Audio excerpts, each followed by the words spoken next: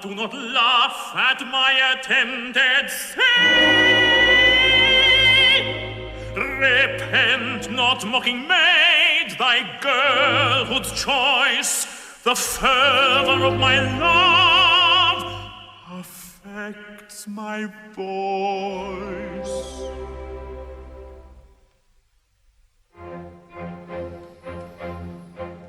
A tenor or singers above, this doesn't admit of a question. Should keep himself quiet, attend to his diet, and carefully nurse his digestion. But when he is madly in love, it's certain to tell on his singing. You can't do chromatics with proper emphatics when anguish your bosom is ringing. When distracted with worries in plenty, and his pulse is 120, and his fluttering bosom the slave of mistrust is, a tenor can't do himself justice. Now, observe.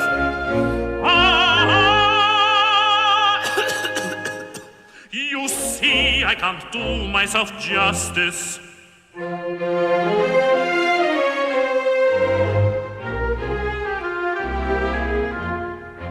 I could sing if my father were mock. It's easy enough if you're acting.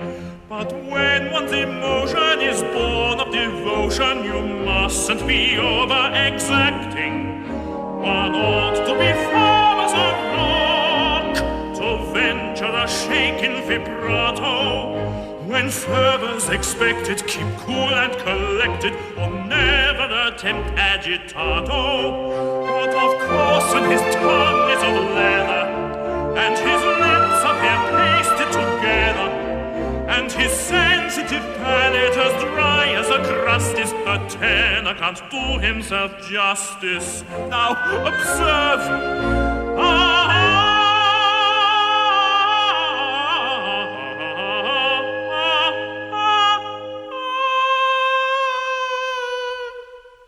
It's no use, I can't do myself justice. Why, Arthur, what does it matter? When the higher qualities of the heart are all that can be desired, the higher notes of the voice are matters of comparative insignificance. Who thinks slightingly of the coconut because it is husky? Besides, you are not singing for an engagement. You have that already. How good and wise you are! How unerringly your practiced brain winnows the wheat from the chaff, the material from the merely incidental. My Girton training, Arthur. At Girton, all is wheat, and idle chaff is never heard within its walls.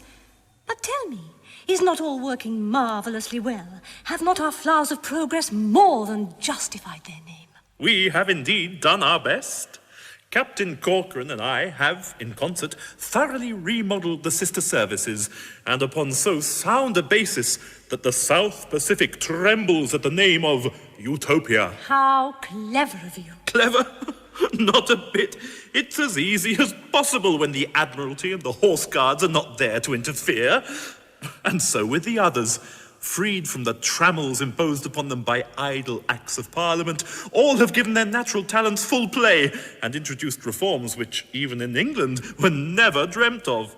But perhaps the most beneficent change of all has been effected by Mr. Goldbury, who, discarding the exploded theory that some strange magic lies hidden in the number 7, has applied the limited liability principle to individuals, and every man, woman, and child is now a company limited, with liability restricted to the amount of his declared capital. There is not a christened baby in Utopia who has not already issued his little prospectus. Marvellous is the power of a civilization which can transmute by a word a limited income into an income limited. Reform has not stopped here. It has been applied even to the costume of our people. Discarding their own barbaric dress, the natives of our land have unanimously adopted the tasteful fashions of England in all their rich entirety. Scaphio and Phantis have undertaken a contract to supply the whole of Utopia with clothing designed upon the most approved English models, And the first drawing room under the new state of things is to be held here this evening. But drawing rooms are always held in the afternoon. Ah, we've improved upon that. We all look so much better by candlelight. And when I tell you, dearest, that my court train has just arrived, you will understand that I am longing to go and try it on. Then we must part? Necessarily, for a time. Just as I wanted to tell you with all the passionate enthusiasm of my nature how deeply, how devotedly I love you. Hush! Are these the accents of a heart that really feels? True love does not indulge in declamation. Its voice is sweet and soft. And lo, the west wind whispers when he woos the poplars. Words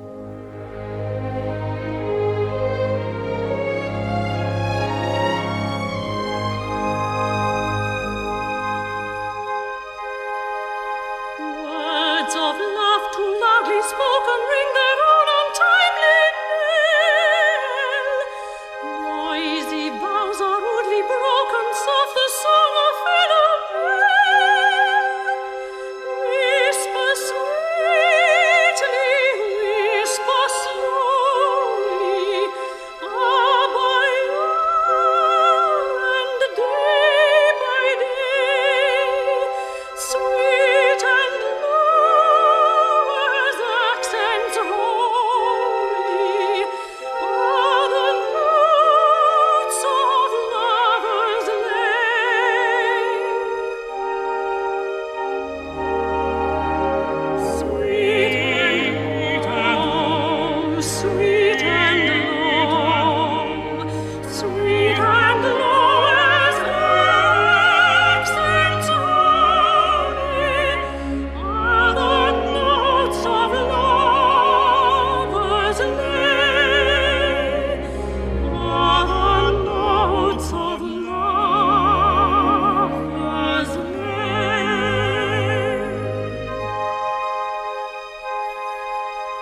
Let the conqueror flushed with glory bid his noisy clarions bray. Lovers tell their artless story in a whispered virelay. False is he whose vows alluring make the listening echoes ring. Sweet and low when all enduring are the songs that lovers sing.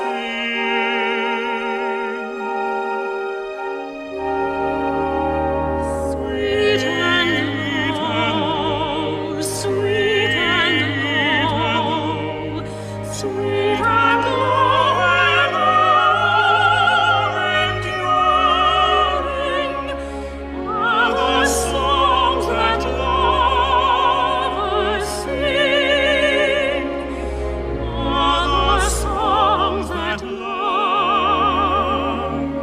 sing.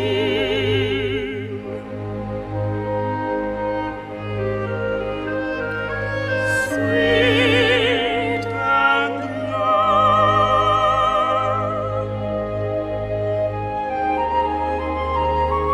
sweet and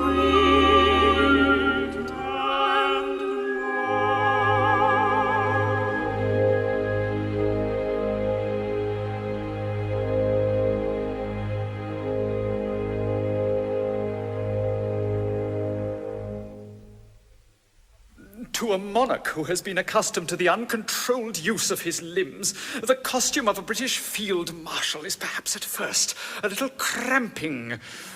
Are you sure that this is all right? It's not a practical joke, is it? No one has a keener sense of humor than I have, but the first statutory cabinet council of Utopia Limited must be conducted with dignity and impressiveness. Now, where are the other 5 who signed the Articles of Association? Sir, they're here. Oh, gentlemen, our daughter holds her first drawing room in half an hour, and we shall have time to make our half-yearly report in the interval. I am necessarily unfamiliar with the forms of an English cabinet council. Perhaps the Lord Chamberlain will kindly put us in the way of doing the thing properly and with due regard to the solemnity of the occasion. Certainly. Nothing simpler. Kindly bring your chairs forward. His Majesty will, of course, preside. Like this? Like this. We take your word for it that this is all right. You are not making fun of us. This is in accordance with the practice at the court of St. James's. Well, it is in accordance with the practice at the court of St. James's Hall. Oh, it seems odd, but never mind.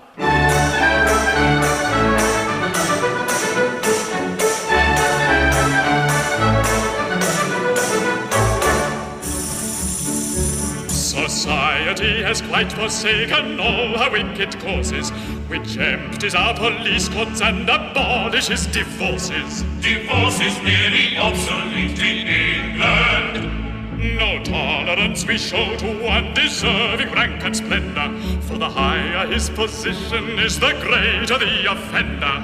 That's a maxim that is prevalent in England. No peeress at our drawing room before the presence passes who wouldn't be accepted by the lower middle classes.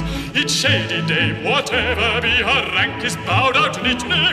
In short, this happy country has been anglicized completely. It really is surprising what the thorough anglicizing we have brought about Utopia by another land. In an enterprising movement, she is England with improvements which we dutifully offer to our motherland.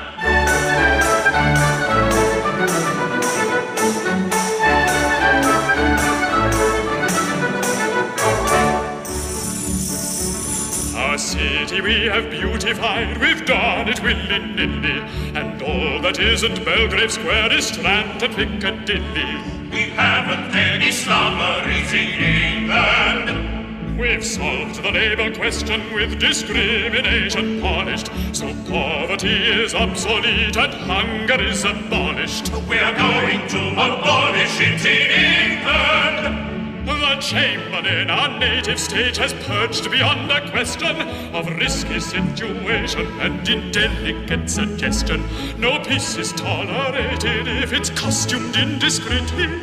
In short, this happy country has been anglicized completely.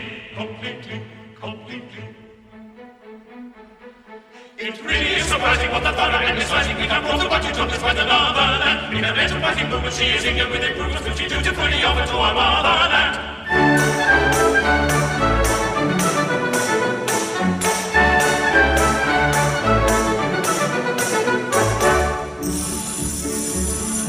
Peerage we've remodeled on an intellectual basis, which certainly is rough on our hereditary races. We are going to remodel it in England. The brewers and the cotton lords no longer seek admission, and literary merit meets with proper recognition. As literary merit does in England. Who knows but we may count among our intellectual chickens, like you, an Earl of Thackeray, and perhaps a Duke of Dickens. Lord Files and Viscount Mire, when they come, will welcome sweetly. In short, this happy country has been anglicized completely. It really is surprising what the thorough anglicizing we have brought about Utopia by another land. In an enterprising movement, she is England with improvements which we dutifully offer to our motherland. It really is surprising what the thorough anglicizing we have undergone Utopia by another land. In an enterprising movement, she is England with improvements which we dutifully offer to our motherland.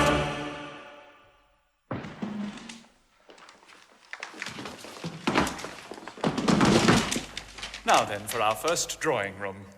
Where are the princesses? What an extraordinary thing it is that since European looking glasses have been supplied to the royal bedrooms, my daughters are invariably late. Sir, their royal highnesses await your pleasure in the anteroom. Oh, then request them to do us the favour to enter at once.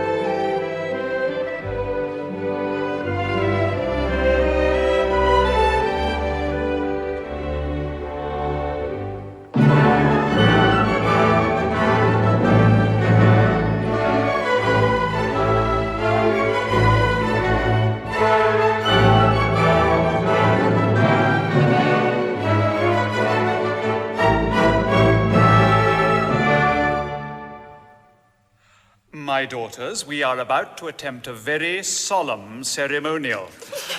So no giggling, if you please. Now, my Lord Chamberlain, we are ready. Then, ladies and gentlemen, places if you please. His Majesty will take his place in front of the throne and will be so obliging as to embrace all the debutantes. What? Must I really? Absolutely indispensable. More jam for the palace peeper. Now, is everyone in his place? Everyone is in his place. Then let the revels commence.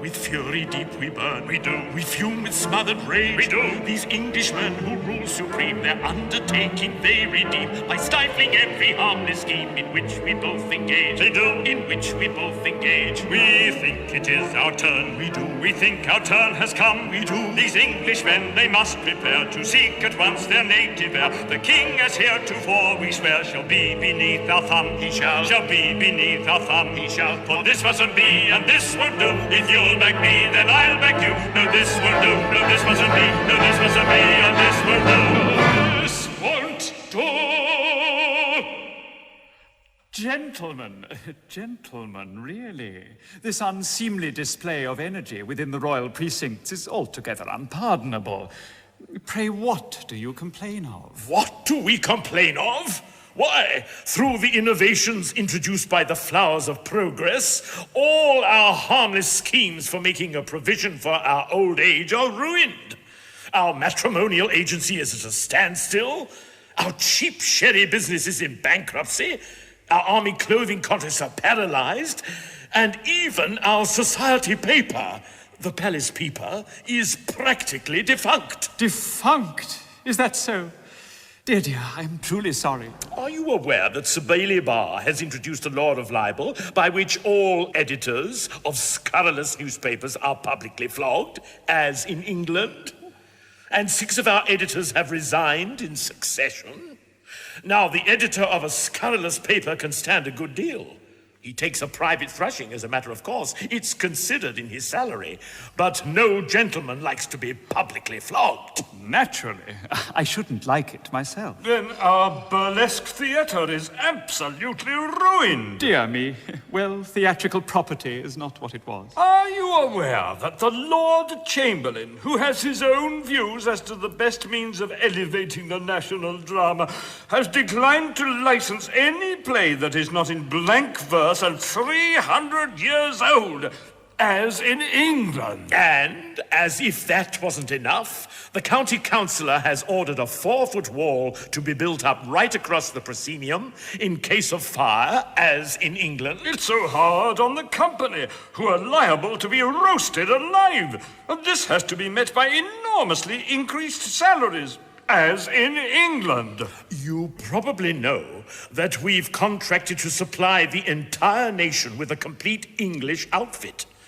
But perhaps you do not know that when we send in our bills, our customers plead liability, limited to a declared capital of 18 pence, and apply to be dealt with under the Winding Up Act, as in England. Really, gentlemen, this is very irregular. If you will be so good as to formulate a detailed list of your grievances in writing, addressed to the Secretary of Utopia Limited, they will be laid before the board in due course at their next monthly meeting. Are we to understand that we are defied? That is the idea I intended to convey. Defied! We are defied! Take care. You know our powers. Trifle with us, and you die.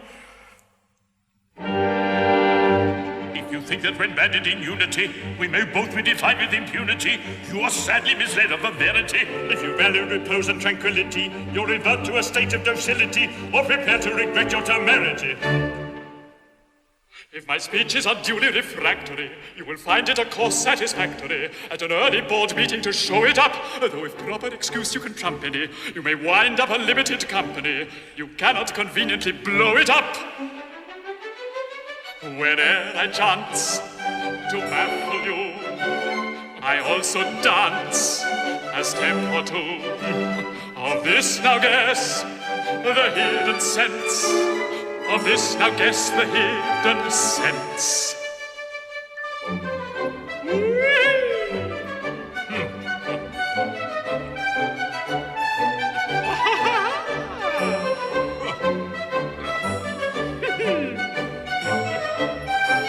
It means complete indifference. Of course it does, of course it does. It means complete indifference. Indifference, indifference, indifference. As we dance for every mood with Margaret, we will conclude what this may mean. You all may guess it typifies remorselessness, remorselessness, remorselessness. It means unruffled, cheerful Remorseless, remorseless, remorseless, remorseless. Oh, he's right. We're helpless. He's no longer a human being. He's a corporation. And so long as he confines himself to his articles of association, we can't touch him. What are we to do? Do? Raise a revolution. Repeal the Act of 62. Reconvert him into an individual and insist on his immediate explosion. Oh, Tarara, come here. You're the very man we want. Certainly. Allow me. Oh, that's rude. We have no time for idle forms. You wish to succeed to the throne? Naturally. Then you won't unless you join us. The king has defied us, and as matters stand, we are helpless. So are you. We must devise some plot at once to bring the people about his ears. A plot? Yes, a plot of superhuman subtlety. Have you such a thing about you? No, I think not. No. Ah, there's one on my dressing table. We can't wait. We must concoct one at once and put it into execution without delay. There is not a moment to spare.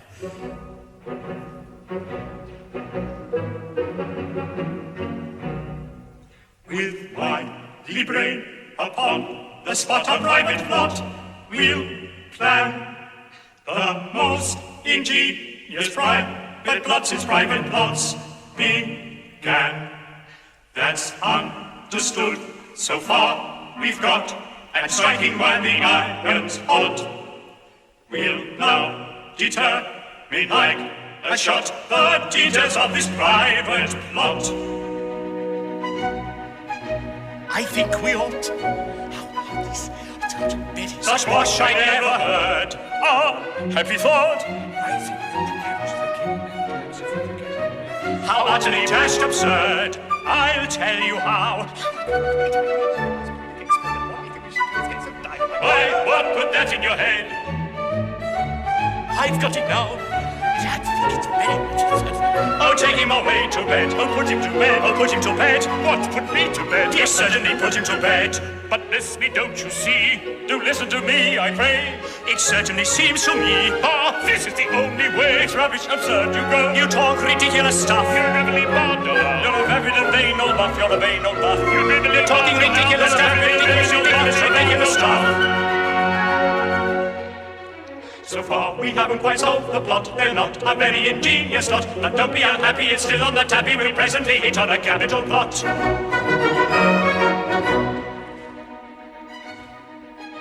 Suppose we all...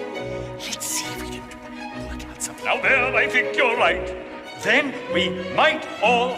Perhaps if we didn't do what I said before. That's true, we certainly might. I'll tell you what. Now listen, if we might steal we will if we possibly can. Then on the spot. That should be right, I agree, but what...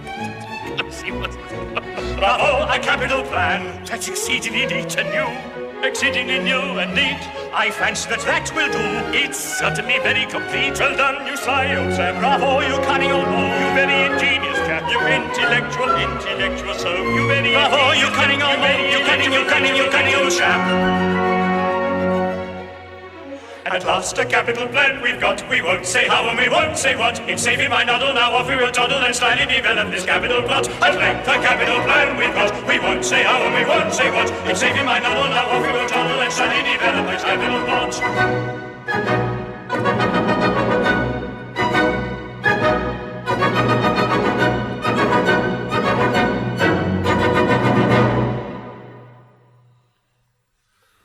Well, what do you think of our first South Pacific drawing room?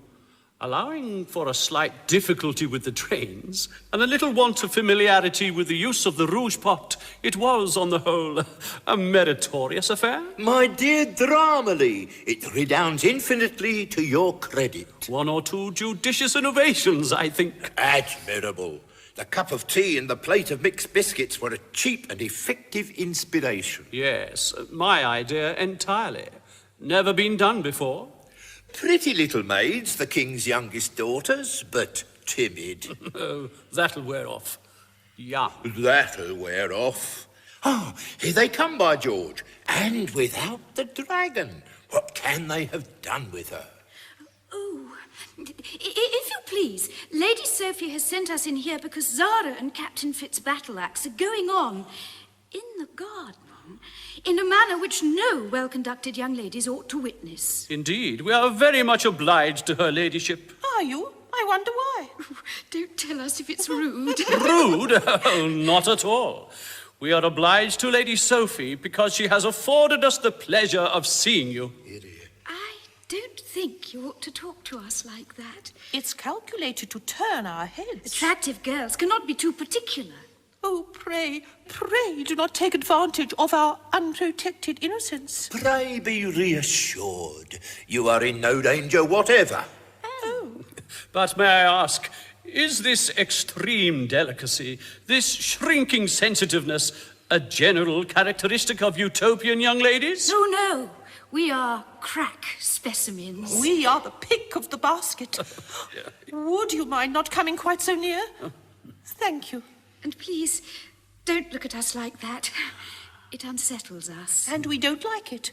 At least, we do like it. But it's wrong. We have enjoyed the inestimable privilege of being educated by a most refined and easily shocked English lady on the very strictest English principles. But, my dear young ladies... Oh, don't! You mustn't! It's too affectionate. It really does unsettle us. Are you really under the impression that English girls are so ridiculously demure?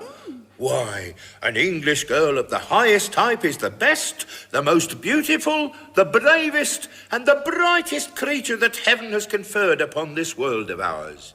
She is frank, open-hearted, and fearless, and never shows in so favourable a light as when she gives her own blameless impulses full play. Oh, you shocking story! Not at all. I'm speaking the strict truth. I'll tell you all about her.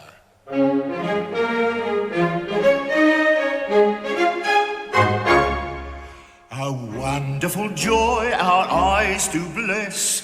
In her magnificent comeliness is an English girl of 11 stone 2 and 5'10" in her dancing shoe. She follows the hounds and on she pounds, the field tails off and the muffs diminish.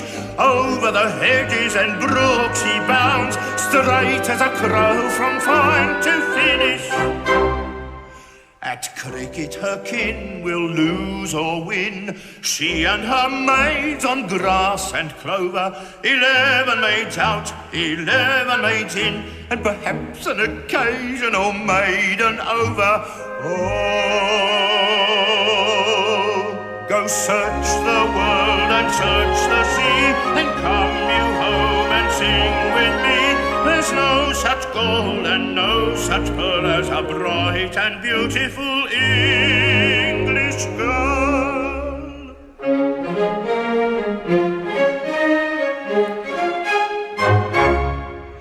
With a 10-mile spin she stretches her limbs. She golfs, she punts, she rows, she swims. She plays, she sings, she dances too, from 10 or 11 till all is blue. At ball or drum till small hours come, chaperone's fan conceals her yawning. She'll waltz away like a teetotum and never go home till daylight's dawning. Lawn tennis may share her favours fair. Her eyes are dancing, her cheeks are glowing. Down comes her hair, but what does she care? It's all her own and it's worth the showing. Ah, go search the world and search the sea, and come you home and sing with me. There's no such gold and no such pearl as a bright and beautiful English girl.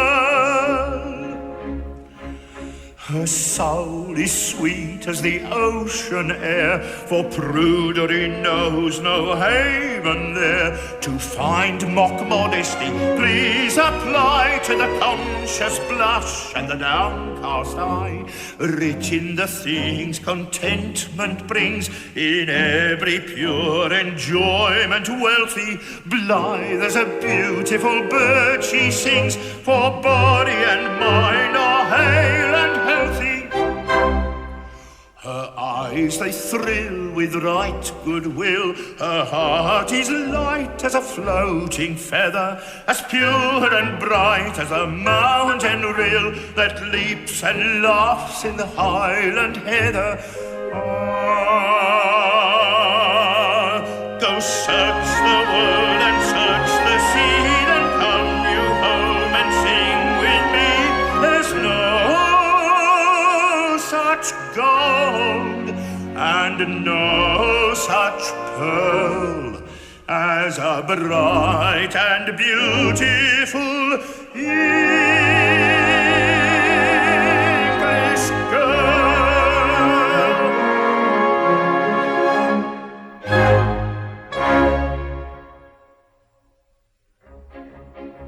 Then I may sing and play. You may. And I may laugh and shout. No doubt. These maxims you endorse. Of course. You won't exclaim or fight. Not I. Then I may sing and play, and I may laugh and shout. You won't exclaim or fight.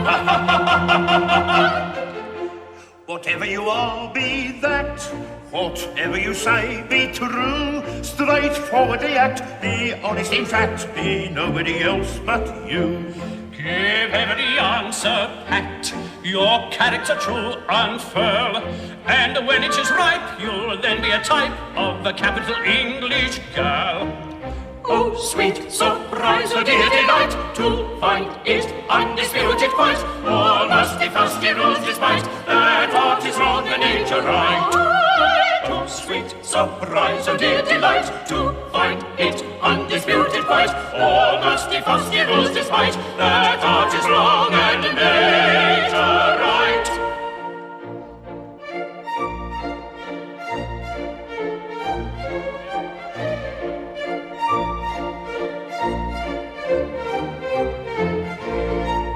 When happy I with laughter glad, I wake the echoes fair, and only sigh when I am sad, and that will be but a rare.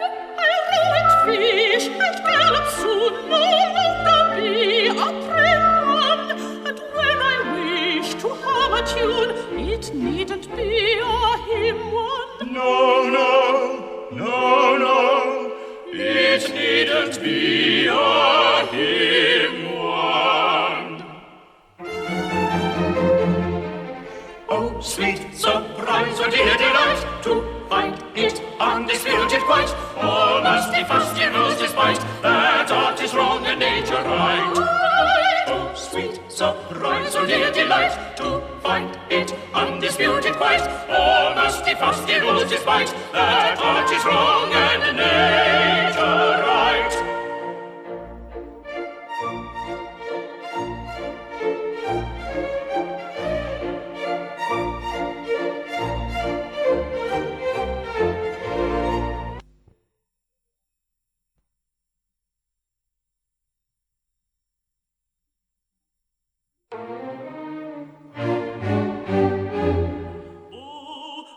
Some demon power the gift impart to quell my overconscientious heart, and speak the oaths that never had been spoken, and break the vow that never shall be broken.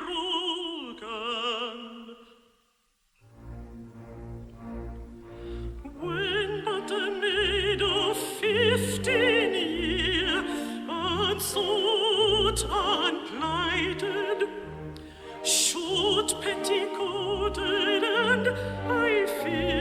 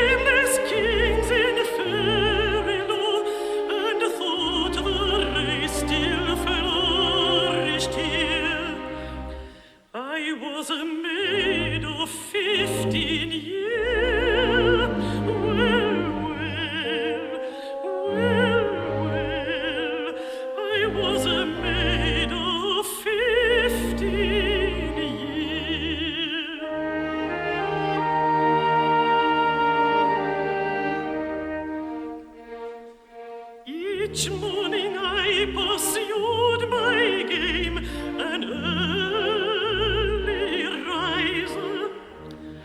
For spotless monarchs I became an advertiser. But all in vain I searched each land, so kingless to my native strand returned.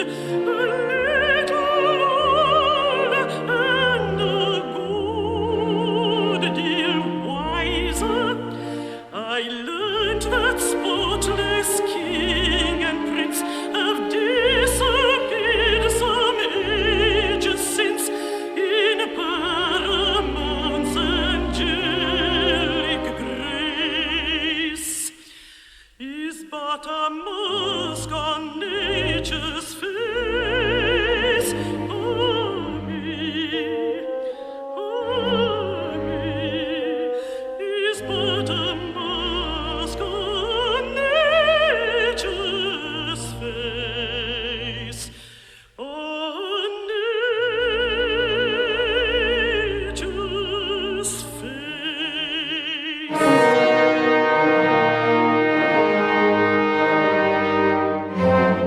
Ah, Lady Sophy, then you love me, for so you sing. No, by the stars that shine above me, degraded king. For while these rumors through the city bruited remain uncontradicted, unrefuted, the object thou of my aversion rooted, repulsive thing. Be just. The time is now at hand when truth may published be. These paragraphs were written and contributed by me. By you? No. Yes, I swear by me. I, caught in Scaphio's ruthless toil, contributed the lot.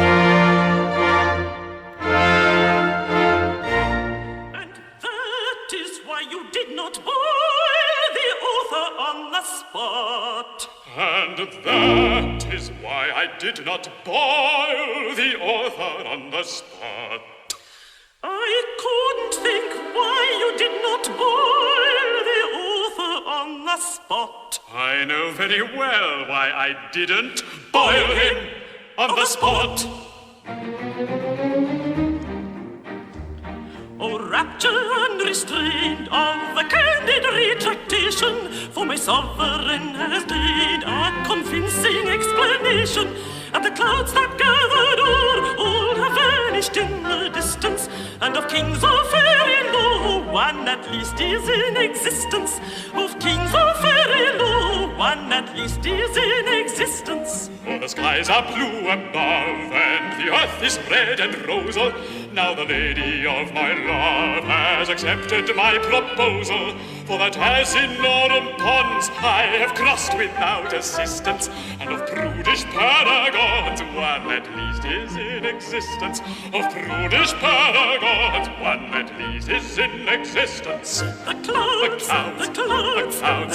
that gathered all have vanished in the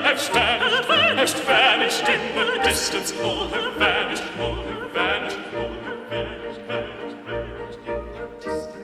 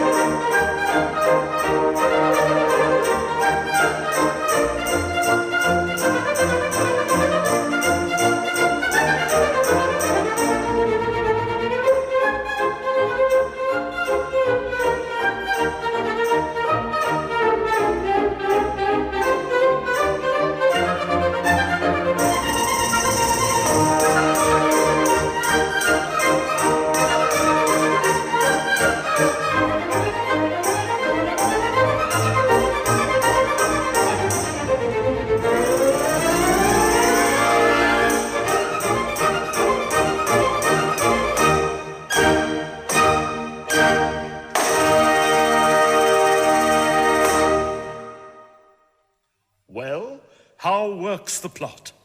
Have you done our bidding? Have you explained to the happy and contented populace the nature of their wrongs and the desperate consequences that must ensue if they are not rectified? I have explained nothing. I have done better. I have made an affidavit that what they supposed to be happiness was really unspeakable misery, and they are furious. You know, you can't help believing an affidavit. Of course. An admirable thought. Ah, they come. Upon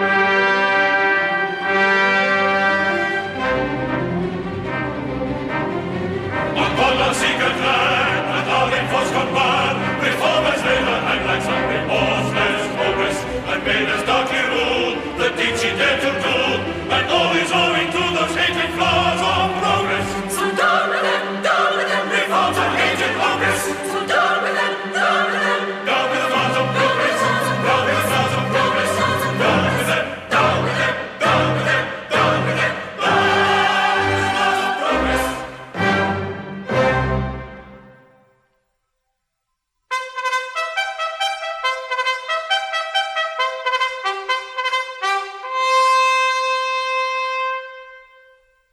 What means this most unmannerly eruption?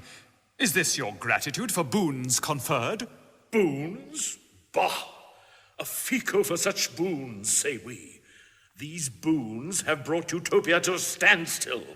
Our pride and boast, the army and the navy, have both been reconstructed and remodeled upon so irresistible a basis that all the neighboring nations have disarmed, and war's impossible. Your county councillor has passed such drastic sanitary laws that all the doctors dwindle, starve, and die. The laws, remodeled by Sir Barre, have quite extinguished crime and litigation. The lawyers starve, and all the jails are let as model lodgings for the working classes. In short, Utopia, swamped by dull prosperity, demands that these detested flowers of progress be sent about their business, and affairs restored to their original complexion. My daughter, this is a very unpleasant state of things. What is to be done? I don't know. I don't understand it. We must have omitted something. Omitted something? Yes, that's all very well, but... Government by party, that was the important thing. Of course. Now I remember. Why, I had forgotten the most essential element of all. And that is? Government by party. Introduce that great and glorious element, at once the bulwark and foundation of England's greatness, and all will be well.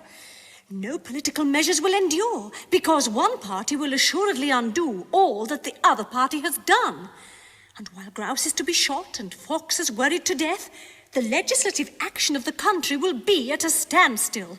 Then there will be sickness in plenty, endless lawsuits, crowded jails, interminable confusion in the army and navy, and, in short, general and unexampled prosperity.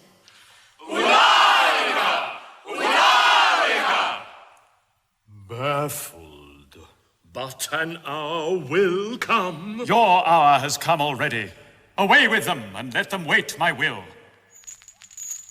From this moment, government by party is adopted, with all its attendant blessings, and henceforward, Utopia will no longer be a monarchy, limited, but what is a great deal better, a limited monarchy.